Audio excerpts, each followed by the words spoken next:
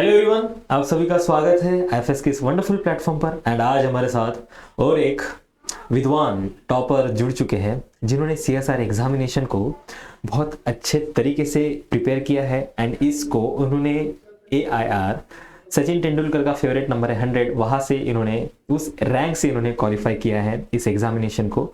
And सबसे पहले तो बहुत बहुत बधाई हो आपको। एंड बहुत अच्छे तरीके से आपने इसको प्रिपेयर किया है। एंड वन बाय वन इनसे बहुत सारी चीज़ें जान लेंगे कि कैसे इन्होंने प्रिपेयर किया है। और एक बात बता दूं, मैं इन्होंने यूट्यूब से ही सोलली प्रिपेयर किया है, बाकी तो टेस्ट सीरीज वगैरह तो अलग बात है, बट जो भी कंसेप्ट है इनके पूरे यूट्यूब से क्लियर है। एंड ये बहुत गर्व की बात है आईएफएस के लिए कि यूट्यूब से भी बहुत सारे रिजल्ट आए हैं इस बार। एंड बहुत सारी चीज़ें वन बाय वन जान लेंगे इनसे। ये सब चीज़ें जानने से पहले इनका इंट्रोडक्शन कर लेते हैं, तो please introduce your self. Sir, मेरा नाम सावन जायसवाल है। मैं MSc genetics and plant medicine से अभी कर रहा हूँ।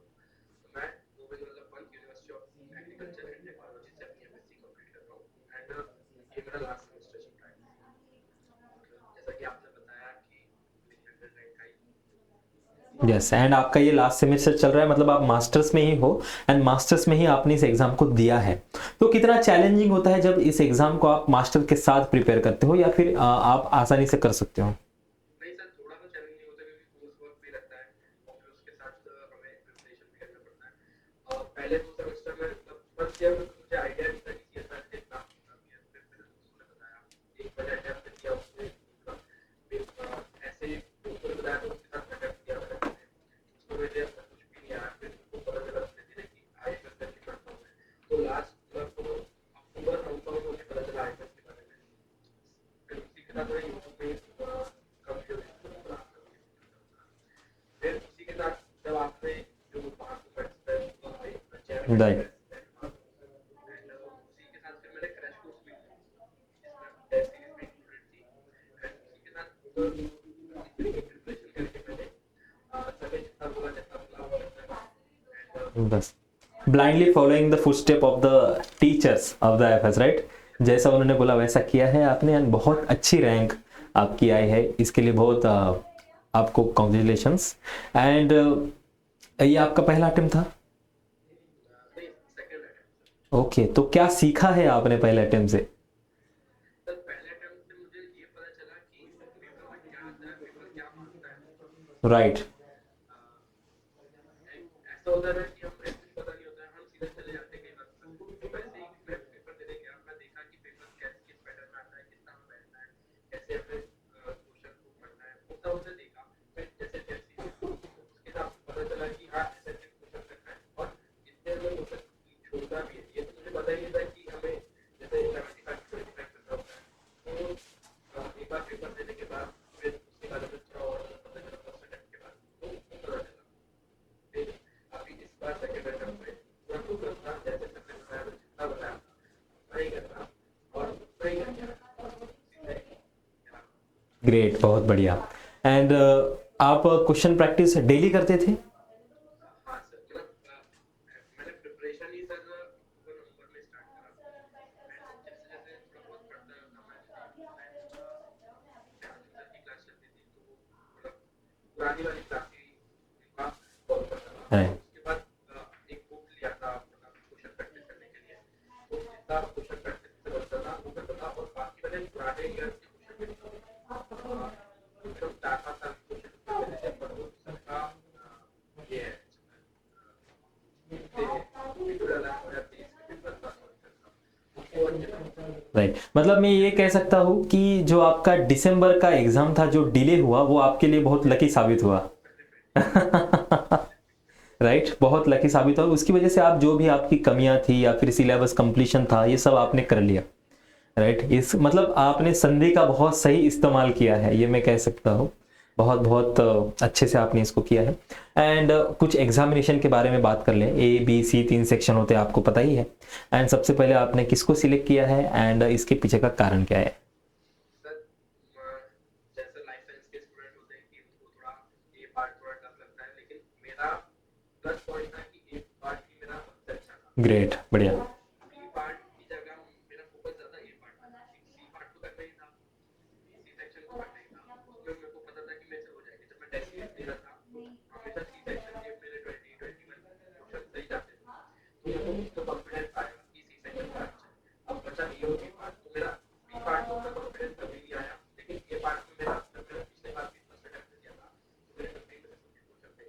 15 से 15? यस सर, अरे वाह, एंड उसके बाद सेकंड अटेम्प्ट में भी अभी 14 क्वेश्चन थे गए, 3 क्वेश्चन गलती से गलत। मेरा ये था कि ए सेक्शन में मुझे बहुत अच्छे से करना ही है, क्योंकि वही मेरी रैंक बना सकता है या मेरे को यस। करवा सकता एंड वो आपको स्ट्रेंथ पता थी, है ना? Great great. तो मतलब आपने पहले ए सॉल्व किया, है। नहीं, तो पहले मैंने सी सेक्शन सॉल्व करा, फिर बी की जगह ए पे गए। यस सर, ओके, ग्रेट, बहुत बढ़िया। मतलब ये थोड़ी यूनिक है ना, ये हमें एक्सेप्शन देखने को मिलता है कि जो बायोलॉजी के स्टूडेंट होते हैं वो ज़्यादातर घबराते हैं, फोबिया होता है उनको, मैथोफोबिया होता है, तो वो उतना अटेम्प्ट नहीं करने की कोशिश करते। But this is your first strong point, and आपने इसका बहुत अच्छे से इस्तेमाल किया है, और मैं यही कह सकता हूँ कि इसी की वजह से बहुत सारे रैंक के ऊपर आप आ गए, राइट? एग्जैक्टली। एंड जो 3 घंटे चल रहे थे, 3 घंटे में जो आपका माइंड सेट था वो कैसा था? सर मेरा फुल फोकस था पहले 1.5 घंटे में मेरे को सी सेक्शन को मतलब पूरा करना है। तब मैंने सेलेक्ट करे थे कि मैं 30-35 क्वेश्चन सी सेक्शन के अटेम्प्ट करता हूँ, फिर मैं उसमें से अपने छांटूंगा कि कौन से अपने को 25 सिलेक्ट करने हैं। तो मैंने वैसे ही 30-32 क्वेश्चन के आसपास उसमें सेलेक्ट कर लिए थे। देन फिर मैं ए सेक्शन में गया, मैंने ए सेक्शन पूरा कंप्लीट कर दिया। फिर मैं बी सेक्शन में जैसे जो जो मैं करते गया, मैं टिक टिक करके आगे बढ़ते गया। लास्ट में मैंने सी सेक्शन में फाइनलाइज करा।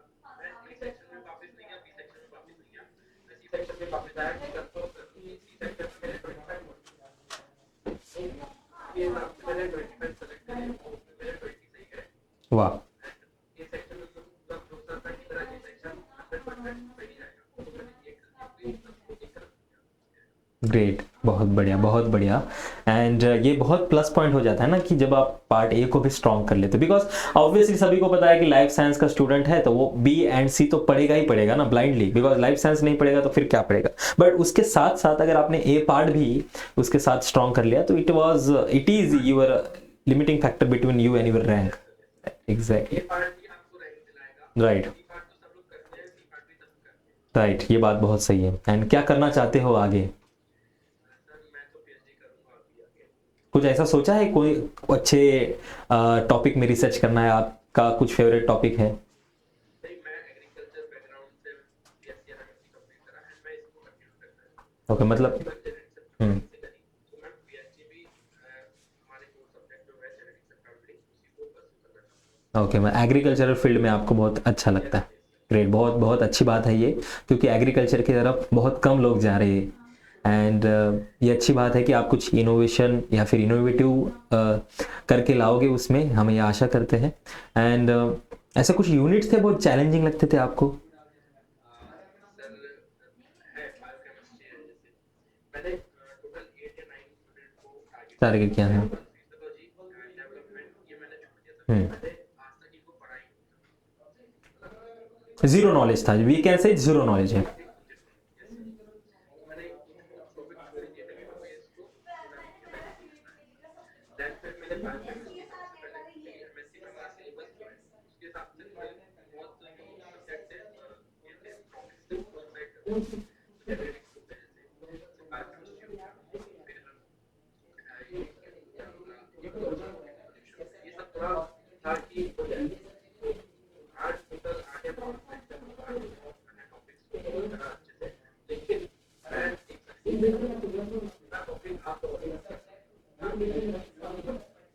आपको टॉपिक करना किसी ने पहले से पूछते कि ये टॉपिक हो जाता है, लेकिन अदरवाइज पेपर दे रहा हूँ तो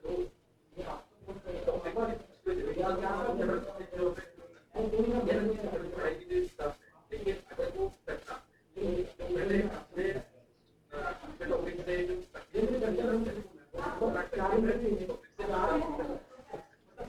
से वाह, बढ़िया, बहुत बढ़िया। एंड उसके कॉन्ट्रास्टिंगली ऐसे कौन से टॉपिक थे जो बहुत अच्छे लगते थे आपको, फेवरेट लगते थे? सबसे ज्यादा जो अच्छा जेनेटिक्स लगता था, फिर इवोल्यूशन हो गया, बायोकेमिस्ट्री भी मेरे को लास्ट में अच्छा लगने लगा कि सर ने पढ़ाया, सिग्नलिंग थोड़ा सा डाउट था कि सर सिग्नलिंग एंड आप जो 3 घंटे बाद निकले उस एग्जामिनेशन हॉल से सबमिट बटन दबा के, तो आपको फीलिंग थी कि इस बार हो जाएगा मेरा एग्जाम?